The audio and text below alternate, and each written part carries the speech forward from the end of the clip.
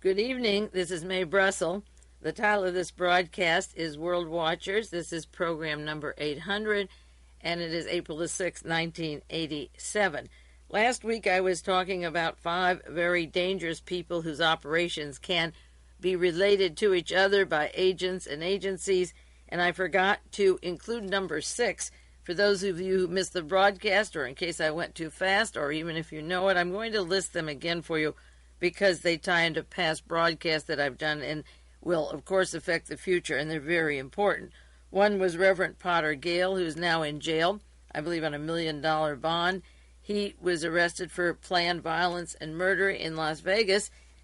Gale's a founder of the Ministry of Christ, the leader of the identity movement, that violent identity which has plans to kill all the Jews and blacks in America. He's closely associated with Richard Butler in Idaho. And Butler was a former Lockheed employee working on the U-2. Juan Lopez Rega was picked up in the Bahamas and then arrested in Florida. He was the Interior Minister for Juan Perón in Argentina. He was flown to Argentina. He headed the 3A, the AAA, the Death Squads, not the Automobile Club. He worked with Klaus Barbie and associated closely with American intelligence, with links to the World Anti-Communist League, to terrorism in Central America, with the Contras. He's a part of Licio Gelli, the P2 organization, and the scandals surrounding the Vatican Bank, the missing money, and the late Roberta Calvi, the late Michele Sindona. Franklin Camper is standing trial right now for firebombing the home of 2 teachers in California.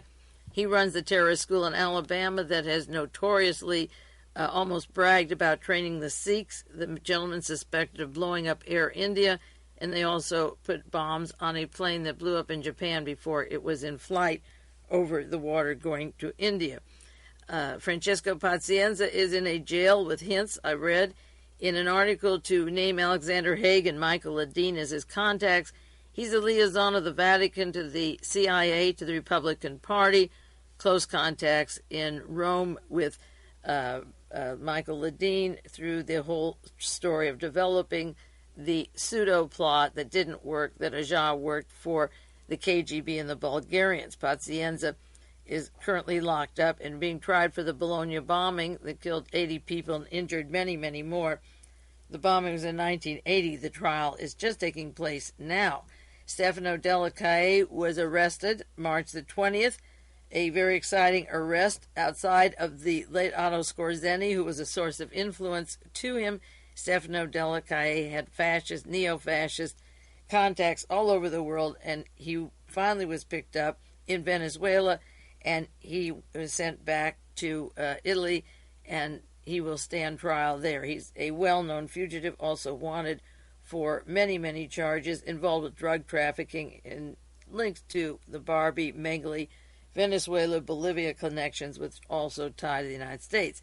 The 6th arrest that I forgot to list among that cast is Carlos Leder Rivas. He was arrested February the 5th, and he's so important to the cocaine. He was the head of the cocaine cartel, and 2 of his top henchmen from that group, Pablo Escobar and Jorge Ocha, are defendants in the Christic Institute case against the Contras for their drug dealing, assassination, attempted coups, and so forth. There's a lot of significance in the fact that the most conservative president in the United States, with the most links to all 6 of these people through his entire political career, and I've done many broadcasts on those associations, it's interesting that these people have been rounded up in this time and place and were allowed to roam when the more liberal, if you can say liberal, administrations were in power, and these people were allowed to do the things they want. And I just want to bring up a few subjects that are very important to cover them, to let you know I'm in touch with them, and then I want to continue with Accuracy in Media, Part 2, where I left off last week. And 3 weeks ago, I briefly mentioned that agency and Reed Irvine, who's in charge of it. There was an article in the People's World this past week that the Israeli government has the Neutron Bomb. The article goes this way: February 28, 1987, neutron bombs stored in Israel. The United States has stockpiled neutron bombs in Israel and has agreed to their use in case a war breaks out, the Egyptian newspaper Al Wafd said this week. The newspaper said the United States has been storing neutron bombs in Italy and in Germany in the past 6 months. Under the Strategic Cooperation Agreement signed by U.S. and Israel in 1983, Al-Waf had said 1,000 such munitions were shipped to Israel. The paper concludes that by stationing the neutron warheads in Israel, the U.S. has actually equipped the Rapid Deployment Force with them and plans to use them in the Middle East or permit Israel to do so. So whether they came from the United States or made in Israel, you heard it first on World Watchers, and the important connection that is yet to be made is that Israel and the United States, with the encouragement of people like John Sing Lau, William Casey, and Alexander Haig, tested the neutron bomb in Cameroon. That was the neutron bomb, and finally, 8 months later, there's the admission, yes, Israel has it and can use it, and this was a little mini warning. I'm sure the Soviet Union got the message when those 1,800 people lay down and the cattle lay down and just nicely and quietly died. Now, there's a book out called Target America, The Influence of Communist Propaganda on the Media, written by James Tyson. It was published by Regnery Press, which is a CIA press, in 1981, and the introduction was written by Reed Irvine of Accuracy in Media. And interestingly enough, in this book, it explains that the communists in Moscow use the American press, that the American press is such a threat because they use it for reprinting what we say for their particular propaganda. Now, our American press is there to inform us. If the Soviet Union uses it, that's all right. But what Reed Irvine doesn't want is that they pick it up and learn what is going on from the American press. And they used an example of the way the Central Committee of the Communist Party in Moscow works. This book on page 31 says, for example, in quotes, get the United States out of China, in quotes, quote, destroy the CIA, and another quote, kill the neutron bomb. These are implemented by the International Department under Ponarev and the Information Department under Zamatin. Their department gets specialized assistance from the KGB, especially in Disinformation Directorate. Now, I'm wondering, in 1971, if the Russians were quoting American press, did we know about a neutron bomb? I'll have to look that up. Does a neutron bomb go back to 71? I'm not sure it does, but for kill the neutron bomb, maybe that's when the idea first came up, and the years go pretty fast. But that was one of the examples that the Soviet Union had reprinted from the United States press. Nation magazine has an article by Christopher Hitchens, March 28, 1987, sent to me by a World Watcher subscriber, and I appreciate these. And this article is about Israel having the atomic bomb and the comparison to the way they treat Vanunu, as of Jonathan Pollard, who was a spy, and Vanunu simply told the world that Israel had this particular bomb and the capability. And this is quite a long article with the reason it's believable that Israel has the atomic bomb based upon the parts that they needed to make it, the uranium and so forth, the uranium ore. But the important thing is that at the bottom of this article, there's a phone number I called today that no one was there, Judy Zimmett, Mordecai Vanunu Legal Defense Fund. And I'm going to call her and ask her if Christopher Hitchens and she have ever thought about the fact that the secrecy that is around Vanunu has to do with the neutron bomb, and that it has less to do with the Israelis' capability with atomic bombs. I have an article dated March 30th, 1987, titled, Will France Deploy the Neutron Bomb? And this is what it says. The neutron bomb has been developed but not deployed by France. It may be deployed given the possibility that NATO will accept Mr. Gorbachev's zero option, the removal of U.S. missiles from Europe. The RPR party, the Gaullist party of Premier Jacques Chirac, is now supporting the neutron bomb deployment, according to party spokesman Frank Borota. Speaking to the press in Paris on March the 6th, he stressed the importance of Western countries reinforcing their military potential in the case the United States withdraws. The neutron bomb is one of the conventional rebalancing elements, he said. The neutron bomb is an anti-personnel weapon capable of being fired in conventional artillery shells. it has been described as doing to the ground what the American Strategic Defense Initiative and related European programs are projected to do in the air against Soviet missiles. No ground force could withstand the effects of the neutron bomb. As a defensive weapon, it would provide European nations with a means of halting Soviet armored assault dead in the tracks. And then there was another large article, February 24th of this year, a month and a half ago. Nuclear report says Israel could level much of the Middle East. Israel may have acquired enough nuclear weaponry to level every urban center in the Middle East with a population of 100,000 or more. And considering that South Africa and Pakistan have the nuclear technology, this gives a grave danger for the next decade. And this report of wiping out the cities in the Middle East is based on the information of Mordecai Vanunu. But the other article, the more recent one, just that small one, about Israel and the United States depositing neutron bombs, allowing them to be deposited in Israel, is very much in keeping with what I believed happened with the, in quotes, testing or the warning. We tested the atomic bomb, but the purpose, we discovered later, was to warn the Soviet Union of what the United States had. We tested the neutron bomb in Cameroon for the same purposes. And I don't know why the left, writing, or, people who are pretty sharp about other things have missed the point about Cameroon. I think part of it is because, again, these things are tested on people of black skin or orange skin, yellow skin. If it happened in an American or a British country or in Canada and 18 people fell dead, there would be a lot of investigation. There's a certain amount of racism in turning the other way because it happened in Cameroon. They know very well where to test it, and it's up to people to wake up and push this to the brink and get an admission that, yes, Shimon Peres with the United States tested the neutron bomb last August in Cameroon. Now, another story that I was right on top of, ahead of anybody, and that will still develop for years to come. Chernobyl is going to try certain personnel. They're going on trial because of mishaps at the nuclear plant.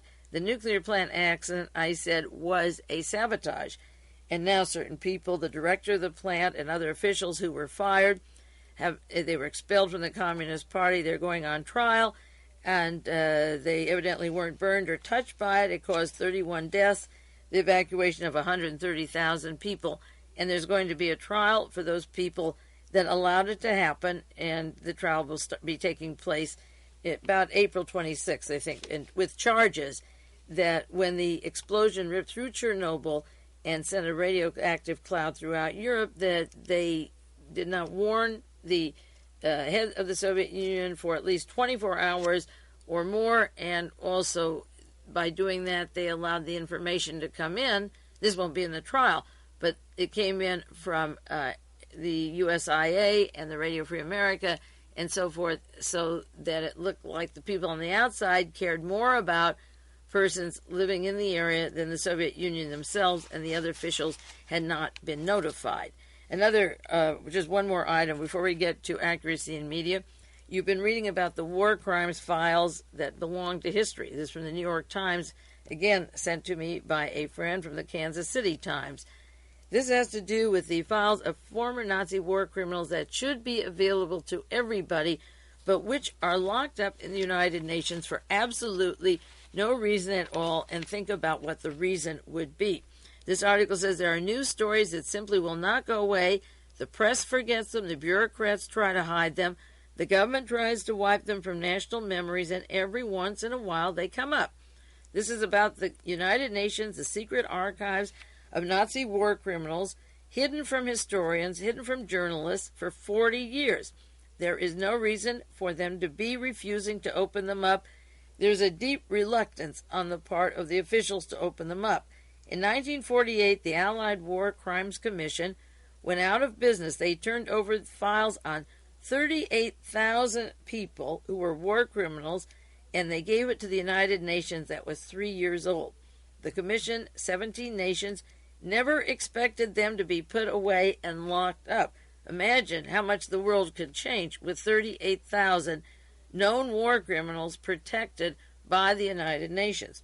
About 25,000 names were on a special A list, and there was enough evidence to warrant a prosecution. The commission decided in 1946 to remove the list from the secret category. Quite logical. How could war criminals be prosecuted when the names and charges were secret? The commission said the archives were a valuable record for historians. Historians do not write secret books. About a year ago, they were entrusted to the United Nations. The officials decided it would be best to lock them away, open them only once in a while, and one of those times came in 1986 when Kurt Waldheim, former head of the United Nations, was believed to have been guilty of war crimes, and more of those have been revealed just in the past week. 9 months ago, the pesky Israelis got confidential access to 300 more files, and they asked Secretary General Javier Perez de Cuellar to open the file so historians, not hysterians, scholars and journalists could examine them. Veteran UN specialists agreed with Israel that it is within the power of the Secretary General now, at this time, to open the archives that the UN had closed. But the Secretary General said he had to ask former members of different states. The Israelis have asked for the name of 2,000 more, but they insist the issue, in any case, is public access. The Israeli position is that the secrecy issue created by the United Nations staff runs counter to what was the original intent of the commission, that there is a master list of names and summary of charges, and it found its way to a public American archive in Maryland, and it's time to open that up. Now, Nelson Rockefeller and the Rockefeller family put in a good deal of money into building the United Nations in New York. Henry Kissinger was very close. Of course, he's on the board of Chase Manhattan to the Rockefeller family, and as is his mentor, Fritz Kramer, the two of them, and John J. McCloy from the Rockefeller Chase Manhattan Bank as an attorney and representative for them, they put Henry Kissinger in Harvard. What if one of those names is number 33, the prisoner at Dachau prison? Now, we have a prisoner who did mass crimes against British in Greece and in Yugoslavia, who became the head of the United Nations, and that was a very visible career, became president of Vienna. Then you have another war criminal who has not hardly be seen by anyone who doesn't know who he really is, that man with the monocle known as Fritz Kramer. And there are lists of people from Krakow, Poland, friends of Karol Wojtyla when he lived there and worked for I.G. Farben. And these names are protected, and the importance of Fritz Kramer is that they're leading us to World War III now, and by not having those names, we are going to pay the penalty for what they've built up and developed, which is hopefully World War III. Just one more item, which, again, I was right about, and I was right about within 24 hours. FBI probes Thiokol in shuttle disaster. You loyal world watchers know this story. The FBI is conducting a criminal investigation of Morton Thiokol, the company that made the rocket seals blamed for the space shuttle disaster, the Challenger disaster. A presidential commission blamed the explosion on the failure of a joint on the right rocket booster. The joint failed because cold weather prevented rubber pressure seals from holding back gases, the commission concluded. The FBI investigation revealed in court papers filed in connection with the lawsuit against Thiokol by Roger Boisjoly, a former engineer for the company who worked on the shuttle project. He pleaded with his superiors and NASA not to allow the launch in 38-degree weather. He's accused his former employer of lying to congressional committees and the Presidential Commission. In his lawsuit, Boisjoly accused Thiokol of falsely telling NASA that the rubber seals, known as the O-rings, were safe in cold weather. He accused them of lying when they knew it. That's also in the Wall Street Journal today, April the 6th, that it was not safe to launch the shuttle in cold weather. He said the company officials conspired to defraud the government when they said that NASA said it was safe to launch it in cold temperatures. The accident occurred because the boosters, which were built by the company, were not able to perform properly in cold weather that prevented the launch that day. Now, the second half of that story, like the second half of the Van den Noon story and the neutron bombs in Israel, which is the testing in Cameroon, The second half of this story is, why was the launch day set for Saturday? Saturday was warm for the Challenger. They pushed it up to Sunday, and that was the special football game, the big game of the year. Okay, so instead the astronauts went bicycle riding. They saw it was going to be cold on Monday, and they waited for the coldest day. And sure enough, the day that the president was going to give his speech, his State of the Union message on Tuesday, was mighty cold. On Monday, they had a little trouble with the hatch door and a screwdriver and closing the hatch and what they called all kinds of silly hijinks where they didn't have a battery for their screwdriver and put it off. So the question, of course, is why not why they were lying about making it go up in the cold, but why they waited for the cold, and why the people at Huntsville, Alabama, ordered the people at Morton Thiokol to change their decision. The ultimate decision is in the White House and in Huntsville, Alabama. What happened when they forced the others? That's the chain of command from the top down, and Morton Thiokol couldn't do it on their own and wouldn't do it on their own. So Boisjoly, Roger Boisjoly, is making the suit against the company he worked for, but the other is the bottom line. And so much for that. Now, last week I was talking about Reed Irvine, the head of Accuracy in Media, how he wrote a letter to the president at Foothill College and told him he was very upset. This is Dr. Tom Clement in Los Altos Hills, the location of where KFJC is and where David Emery is on the air with Nip Tuck. And he mentioned him in the air in his letter, rather. And he said he was upset by the fact that on their program they suggested that the government could affect heart or cancer, suicides, and get rid of certain people. And he noted that they even had references about the assassination of John Kennedy, Robert Kennedy, Martin Luther King. And this is very key to Reed Irvine's connections. And he objected to references to the World Anti-Communist League and those operations. And the president of the university said that, well, if this was true, he would take action to see that it was stopped, if that's a correct quote. I don't know if it is or not. But last week I was referring to the book, again, The Last Hero, how a corporation was set up in May when the war was over, the British-American-Canadian Corporation. And by April the 2nd, 1947, it changed its name to the World Commerce Corporation, headquarters in New York, registered in Panama.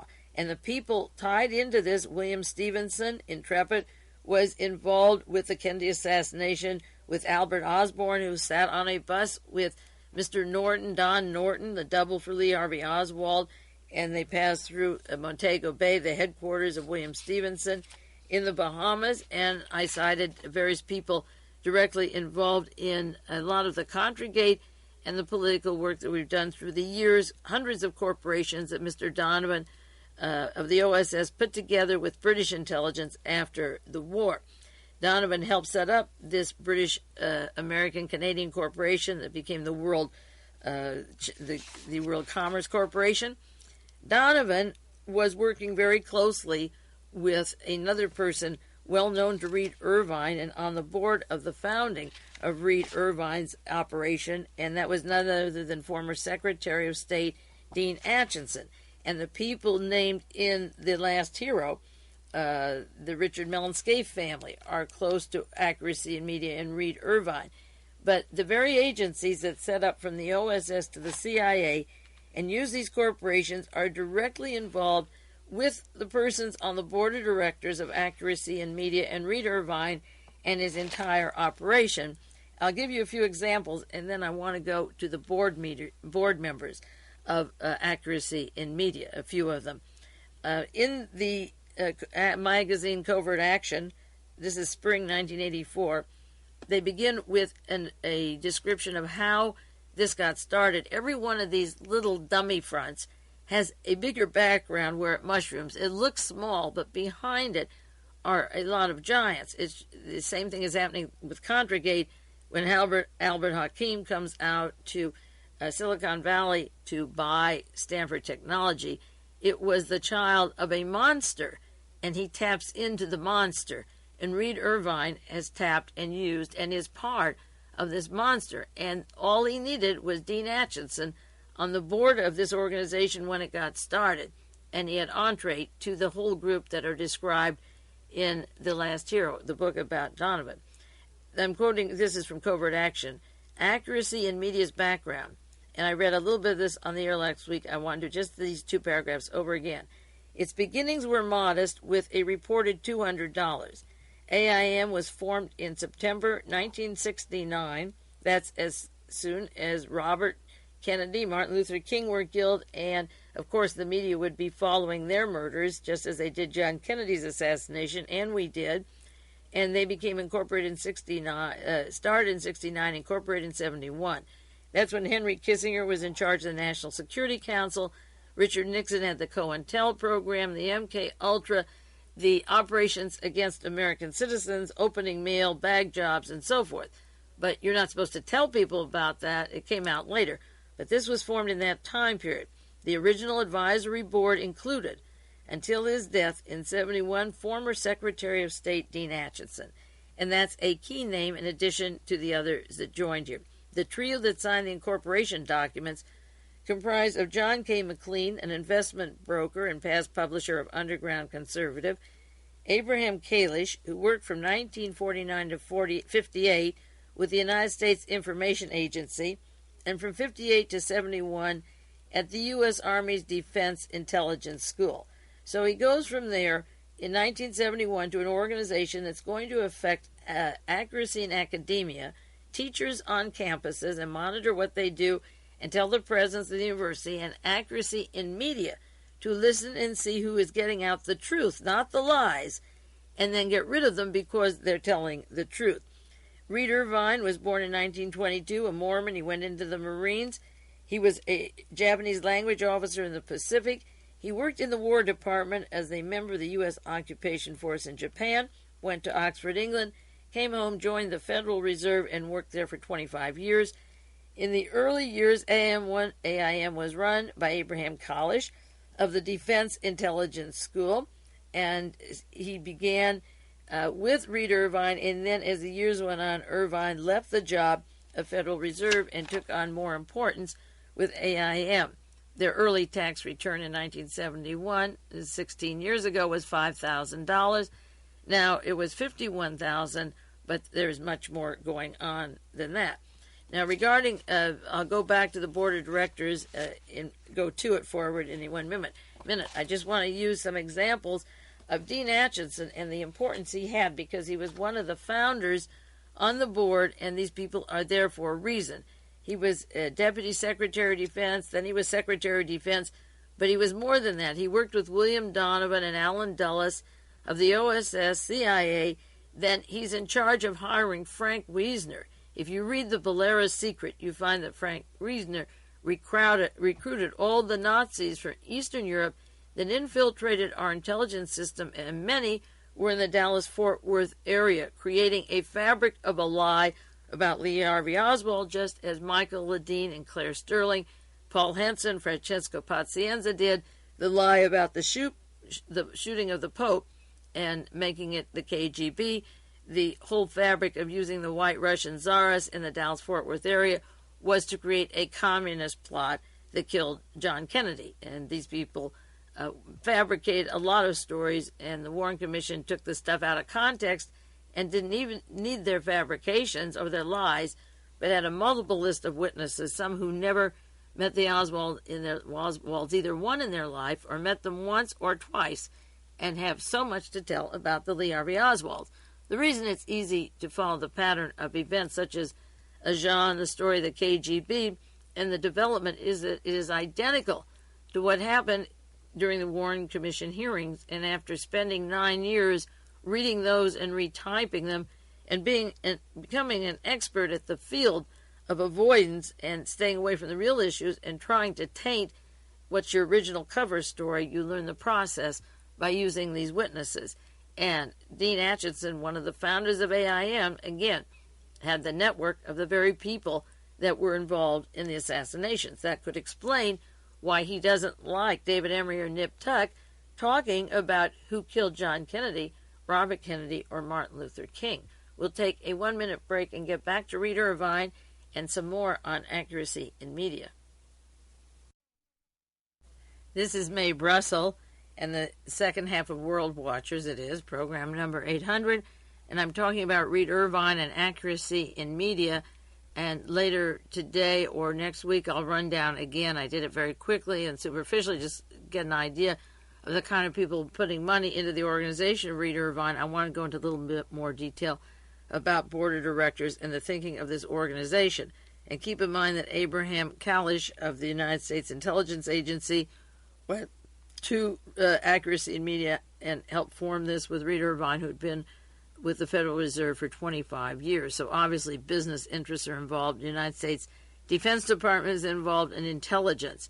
In the book, The Politics of Lying by David Weiss, the book's called Government Deception, Secrecy, and Power, David Weiss goes into the scandal of when the Pentagon Papers broke in 1972, and Senator McClellan of Arkansas wanted a proposal to make a criminal offense, a felony, if declassified information were printed like this. And Dean Acheson wrote and supported that idea that we should have the British Official Secret Act, which always had been appealed to the authoritarian, according to David Weiss, and that Acheson said we must prevent irresponsible or corrupt transfer of secret information from the government to publishers. So he was watching what was on the printed page a long time ago, accuracy in media. He didn't want the people in America or anywhere else in the world to know what our government was doing in Southeast Asia. We could pay for it and die for it, but we weren't supposed to know about it. And the point is that Dean Acheson, who was trying to get the British Official Secret Act, which can lock papers up for 50 years, enacted, was one of the founding members and boards of accuracy in media. There's a chapter in a book called Target America that I cited before because of their reference to the Neutron Bomb, and Reed Irvine wrote the introduction, and it's published by the CIA publisher Regnery. And this chapter is about AID, the agency that was set up for international development. It was really put into focus in 1949, a 4-point program Harry Truman put into effect, but the AID was officially set up in 1961 with $2 billion, and it was very effective in working with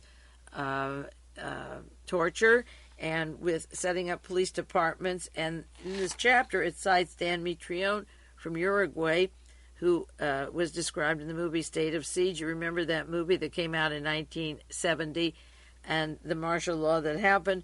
And in this book, it says the principal message of State of Siege was that the United States had cooperated with the Uruguayan authorities in this tyrannical regime, with Dan Mitrione assisting them as a CIA agent under the AID cover. They worked together, teaching the police methods of torture, and this was a principal theme used in communist propaganda, that the AID and the CIA were training torture. Not that we didn't do it, we did it, but the communists used it. And that was propaganda, because when you tell people that America's torturing overseas and they believe it, then they may turn against America. So the objection to movies isn't that the material is accurate, just as the objection to Hard Rain up on KFJC isn't the material is accurate, it's that people are listening. Now, the movie State of Siege, I didn't remember this, was made under Salvador Allende's regime in Chile, and you know what happened to Salvador Allende. But Reed Irvine, he wrote the introduction to this book and, of course, participated in the role of Target America, how the Soviet Union takes over America. They pick up stuff like the movie State of Siege, and that was of concern. Also, there's a chapter called The War Against the CIA, and this chapter in the same book, with the assistance of Reed Irvine in the introduction, refers to covert action, counter-spy, and the 10 magazines that are developed exclusively to the American intelligence system. But then they write in this book, the motion picture industry is also affected by the anti-CIA bias. At least 5 major movies in recent years have slandered the CIA, and one of them is Executive Action, written by the admitted communist, Dalton Trumbo, and based on a story by Mark Lane. Well, even an admitted communist like Dalton Trumbo can say there was a conspiracy to kill John Kennedy. That wouldn't make it not true.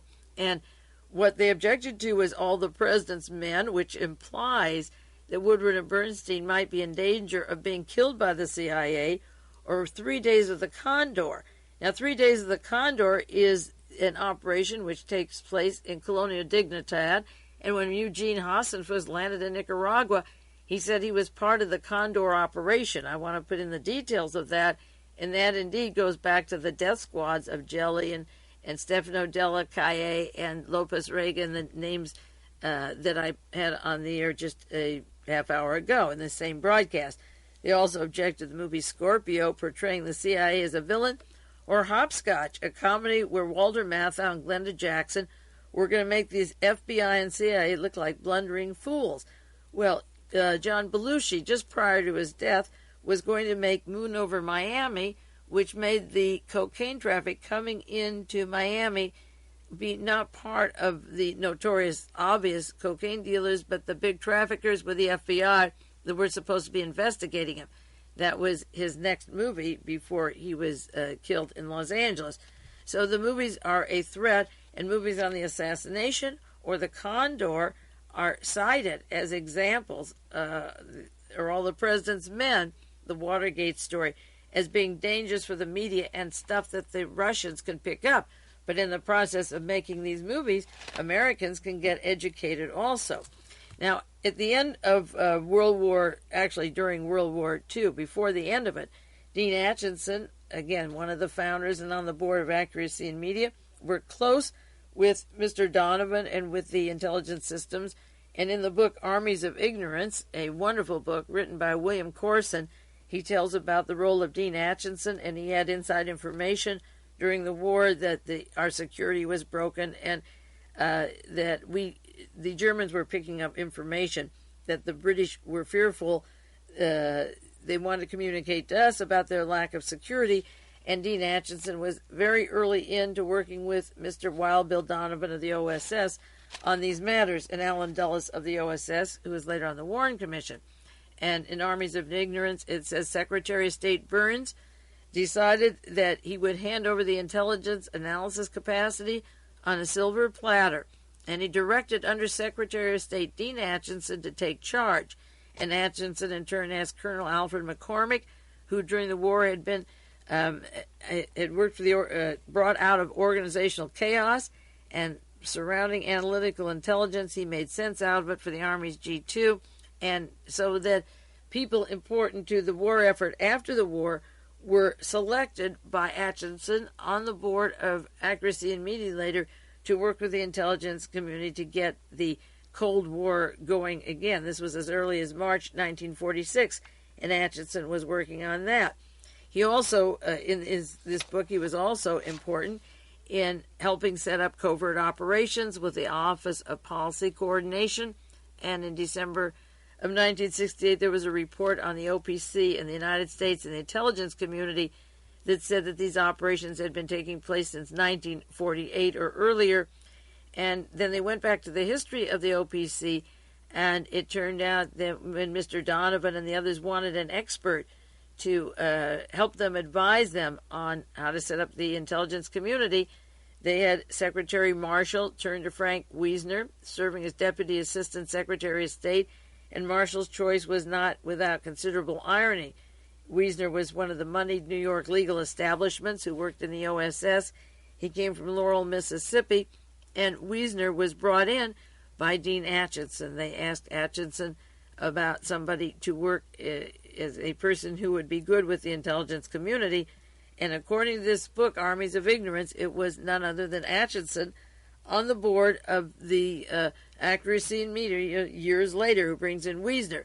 Now, if you read the Bolera Secret, you know what Wisner did. He brought in the Nazis from Eastern Europe that played a major role in the murder of John Kennedy and the disinformation. But in this book, it says on page 307, in 1947, in response to the initiative of Undersecretary of State Dean Acheson, Wisner was persuaded to return to government in a related intelligence assignment as the Deputy Assistant Secretary of State for occupied countries, and they sent him to the eastern part of Europe, and before that, for 2.5 months, he began to collect names of people that Wisner would use, and Wisner went to the campuses. And this was set up by Dean Acheson, and Accuracy in Academia is the sister of Accuracy in Media, watching the stations on the campuses and also the campuses, and it tells about the role of Wisner going to Brown University and Reed and Harvard and going all over the country and setting up what they called the P team, the professors, and getting the professors into the campuses to advise which students would be good for the CIA that had been taken over from the OSS. This book, The Armies of Ignorance, says to meet his needs, Wisner turned to the unofficial band of former OSS who went back to their jobs of academia and were recruited after the war to work with Wisner. And he went to the various colleges, at Brown University and so forth, and set up the OPC-CIA. And, of course, Wisner, with the Valera secret, brought in the Eastern European Russians. And the same man who helped found Accuracy in Media with Reed Irvine, Dean Acheson, was a kingpin in the Wisner operation. And Wellesley Liebler of the Warren Commission was an attorney in the Liebler Law Office, and he handled all the White Russian czarists, as did Allen Dulles, the testimony of those people, and John J. McClure of the Warren Commission and of the Chase Manhattan Bank, who represents the Rockefellers, also was in charge of that area of the White Russians, and they were brought in for the disinformation of the entire Warren Commission hearings. So if the president of Foothill College wants any information about Dean Acheson and the effect that the founding of the Accuracy in Media had and curtailing information to this day, trying to stop the information on the assassinations, the very people that worked with those agencies and agents involved in the murder and in the subsequent cover-up are related directly to Reed Irvine and Accuracy in Media. There's one other part of this book, Armies of Ignorance, on page 321 and 322, how the United States got into drug traffic in Laos, got into the opium traffic in the 60s, and let the guerrilla agencies work the opium fields, and we used our airplanes and supply aircraft for the opium profits. And it tells about a pilot, Jack Killam, who worked for the United States, who was involved with the opium flights. He was buried in Southeast Asia, and the Senate Select Committee at the time of Watergate, the Committee on Intelligence, learned that Jack Killam was shot in the head. He was buried by 2 CIA agents. His body was in an unmarked grave, and it was covered up for 26 years as part of the intelligence community opium connections, which go directly to the contragators, and going back from the opium trips there, then to the Bay of Pigs, and then back to Southeast Asia. And this book, The Armies of Ignorance, tells about just lightly trying to open up the investigation of the opium and the murder of the CIA agent in Southeast Asia. And at the time, neither Secretary of State Dean Acheson or General Marshall would consider, they didn't want to open up any Pandora's box. If it had been opened, would show the OPC's covert operations and activities, and they were willing to turn the responsibility over to somebody else. So the accuracy in media is not the accuracy of who shoots an American in the head or who buries him, or the opium traffic, or the things that have gone on that are so scandalous that keep surfacing. But Reed Irvine is head of an organization, again, set up by the Defense Intelligence Agency, himself a stockbroker, and many, many tentacles going back to those very agencies formed within hours of when World War II was over, that would control all the major corporations as a network, and in turn, they decide what commercials are on major television and can pull away the commercials if the wrong program is on, take off the wrong newscaster if the program doesn't suit their needs. Now, I mentioned last week I went to Who's Who.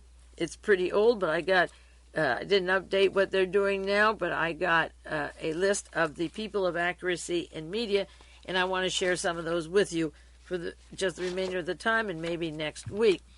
The summary of these people is, I told you, many of them, several from the Knights of Malta are on the board, William Simon and Claire Luce, 4 from the Rockefeller Center, that Rockefeller Foundation, that got early money or assistance, and 1 is president of the Rockefeller University. People from the intelligence community, 2 from Hungary, Eugene Wigner and Edward Teller, and so forth. Let me give you some of the people on the board of accuracy in media on the stationery right now. Shelby Cullom Davis, from the well-known Cullom family in Texas. Honorable Davis Shelby Cullom, former ambassador to Switzerland, Bern, Switzerland, 1969 to 1975. Those were the times when Nixon was inaugurated until Ford was out of office. Bern, Switzerland was a location of the OSS offices with Heinrich Himmler, Operation Sunrise, and the network of the Nazis that were to go to South America and to this country. Mr. Shelby Cullom Davis is an investment banker, graduate of Princeton and Columbia University, a degree in political science, associated with Columbia Broadcasting, treasurer of the Delaware Fund, economic advisor to Tom Dewey, who ran with Earl Warren as president and vice president. He ran his campaign. He's chairman of the History Council of Princeton. He's on the board of Accuracy in Media. He lives in New York. Author of a book, Your Career in Defense. So he doesn't mean manual arts and karate. He means Defense Department. Dr. Thomas A. Jukes is on Jukes is on the board of Accuracy in Media. A professor of medicine and physics at the University of California out here on the West Coast. And maybe this has influence on the Pacifica station. There's several out here from Berkeley that have a lot of influence. Biologist, chemist, born in England, naturalized in 1939. He's the director of nutrition and physiology. He's on the board of American Cyanamide. He's in charge of biochemistry. He graduated from Princeton and studied research there, and he works with Space Sciences Lab at University of California in Berkeley.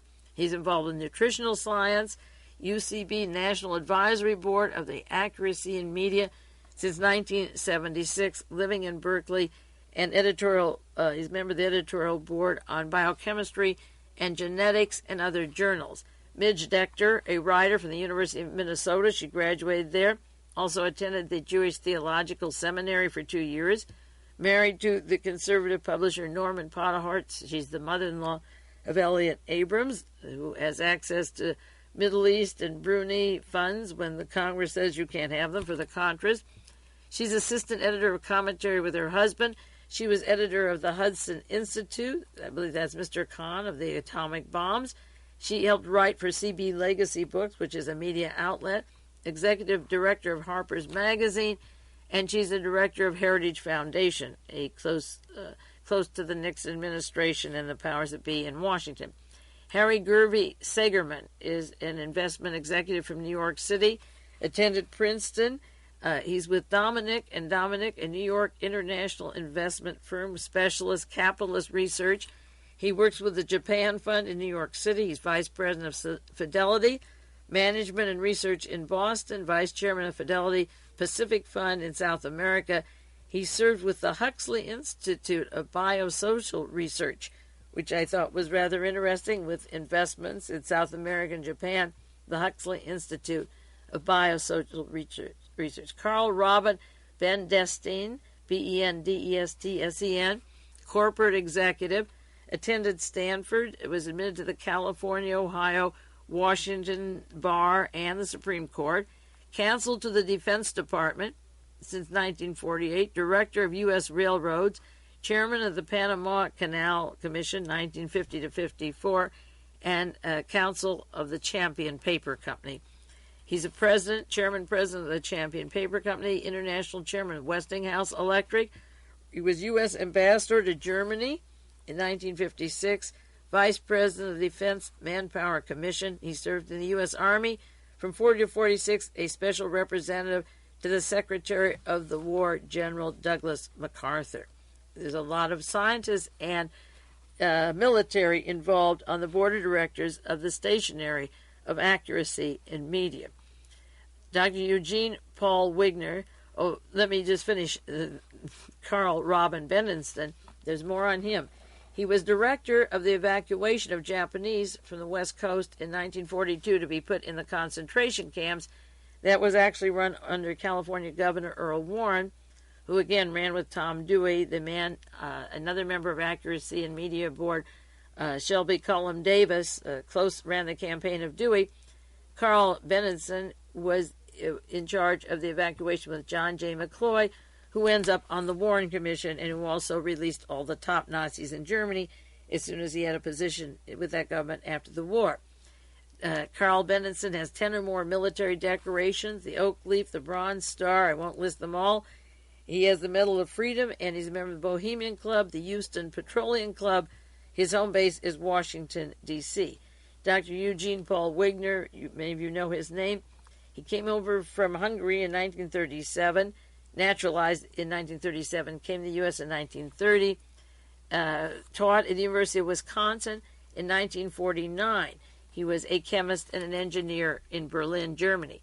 It's interesting that he was at the University of Wisconsin because out of Wisconsin in 1946 was a young Marine who then went to the Senate known as Senator Joe McCarthy. And you remember there were two people from Wisconsin that practically ran that state at the time, Frank Sisson-Brunner and Walter Harnischfeger. If you can't remember the names, I wrote about them in my article on the Korean Airline and Larry McDonald and Western Goals. From 1947 to 1949 is when these men, Senator Joe McCarthy and Susan Brunner and Harnischfeger, were instrumental in getting the release of SS Fritz Kramer, prisoner number 33 from Dachau prison. All coincidence that Wigner was teaching at the University of Wisconsin at this time when two of the most powerful people and wealthy people with big corporations in Wisconsin were instrumental in getting Fritz Kramer, prisoner 33, out of Dachau. And remember, Fritz Kramer shares offices with the notorious Daniel Graham, who heads High Frontier, and Paul Wigner is one of the men behind and pushing Star Wars with Edward Teller, who's also on the board of Accuracy in Media. Now, Sisson-Brunner and Harnischfeger were both close to Adolf Hitler, to his ideology. One used to carry an autographed Mein Kampf around, I understand. And all of a sudden, the man released by Joe McCarthy disappears from the history books. Another Fritz Kramer with the same name and monocle and German accent, the same age, shows up in the War Department running the as plans officer of the Pentagon, later over Mr. General Westmoreland, not call him Mr. General Westmoreland, in Southeast Asia and Vietnam. So what he was doing it is a coincidence. Following the career of Wigner later on, it wouldn't be anything just to be teaching us Wisconsin, but how much does this overlap when Wigner is very close to and on the board of Western Goals, and he also is close to Reverend Moon. He's one of the directors of Reverend Moon's church, and Moon was brought over to this country by Sven Kramer and the intelligence community. The KCIA and the CIA are the same, and Moon was brought over here by the son of the Fritz Kramer in the War Department. And how close was this release of the Fritz Kramer, or was it coincidental? Wigner was at Caltech. He was at the University of Chicago, Colby College, University of Pennsylvania, Thule College. And interestingly enough, the two men that were brought over from Hungary that are absolutely important to the Star Wars concept, run the world and have a first strike offensive and you win the world, both of them are on the board of Accuracy in Media, and both of them have biographies that would be almost impossible to keep up. I think I once mentioned this a long time ago on a program, the Who's Who. This is where they were teaching. As I say, believe this, I mean, these must be papers or bona fides, or they breezed into these towns and left. They couldn't do very much in their lifetime and do all the scientific work of making the hydrogen bomb or connecting up with Reverend Moon later in life, which is interesting considering how they wanted. Wigner was, let me repeat again, at Caltech in California, University of Chicago, Colby U, the University of Pennsylvania, Thiel College, Notre Dame, went back to the Berlin Institute in 1966, was in Swarthmore College in the United States in 66, returned here, University of Belgium in 67, Catholic University in 1976, Rockefeller University in 1970, the Israeli Institute of Technology in 1973, Lowell U 1976, was a Nobel laureate and was at the Rockefeller University in 1970. He's from Oak Ridge, Tennessee, a member of the Nuclear Regulatory Commission, and not in Who's Who in his bio, of course, is Accuracy in Media and on the board of Western Goals. Now, Lewis William Walt is on the board of Accuracy in Media. He's a Marine Corps officer who got a BA in chemistry. He was a Grand Marine, went to the Grand Marine School, the National War College, as did Ollie North. He advanced to a general in China, in the Marines, and in Guam and the Solomon Islands. In 1956 to 57, he headed the detail for Marine Personnel Department, which would be hiring Marines. He was in charge of that 1956 to 57. And he was assistant director of personnel from 57 to 59. Now, Lee Harvey Oswald was in the Marines in this time period. He was at Subic Base. He was in Japan and the Philippines. He left in 1959, and this Lewis William Walt, who ran the personnel, the Marine Personnel Department, was there when Oswald went into the Marines. It was 1957 through 59, and then he leaves in 59 and goes to the Soviet Union and arrives in Moscow, where he meets 5 identifiable persons of the intelligence community of the CIA when he arrives there. And Oswald was in Office of Navy Intelligence through the Marines, worked at a radio factory at Minsk with Alexander Zeiger from the Argentine, and of course Gary Powers before his fatal plane crash when he ran out of gasoline fairly near Santa Barbara, believed that Oswald had a role in helping down the U-2. So he became, then this Lewis William Hall, he's a Marine Corps officer. He became representative to the Joint Chief of Staff from 1960 to 61, military assistant to the Command of Vietnam, 1965 and 67, where he would be over the likes of Oliver North and a lot of the contragators, the Special Forces in Southeast Asia. And he was director of the U.S. Senate investigation of international narcotics traffic in 1972, which was very interesting because the investigation of narcotics in 1972 under Richard Nixon with the likes of G. Gordon Liddy and E. Howard Hunt and Egil Crow and that gang of gangsters were not stopping narcotics. They were involved in the flow of narcotics.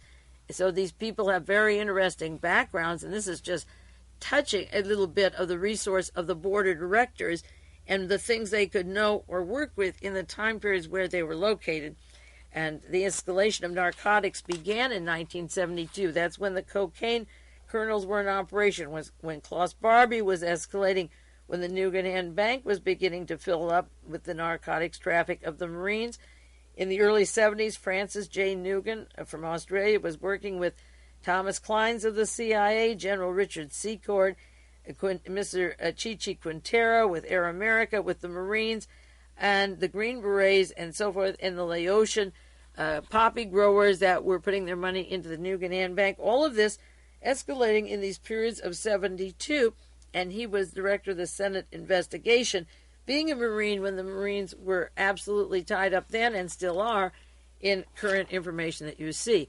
Now, I probably only have time for Edward Teller. I've got some more board of directors, but I think you'll agree they're pretty interesting, and I'll continue with a few of them next week to see who's on accuracy in media and some connections. Edward Teller, a lot of you know, was naturalized in 1941. He came over here from Hungary. He was born in Budapest, like Eugene Wigner, the same birthplace. 2 men are both on accuracy in media. Both men are on the board of Western Goals. And Western Goals, as soon as Larry McDonald was killed, moved its full headquarters, I suppose the full headquarters, to Washington, D.C., to the offices of Mr. Channel, Carl Spitz Channel. And you'll be hearing more about Western Goals and Oliver North and Albert Hakim and General Secord, those very people from the Southeast Asia group, as the Contragate story unfolds.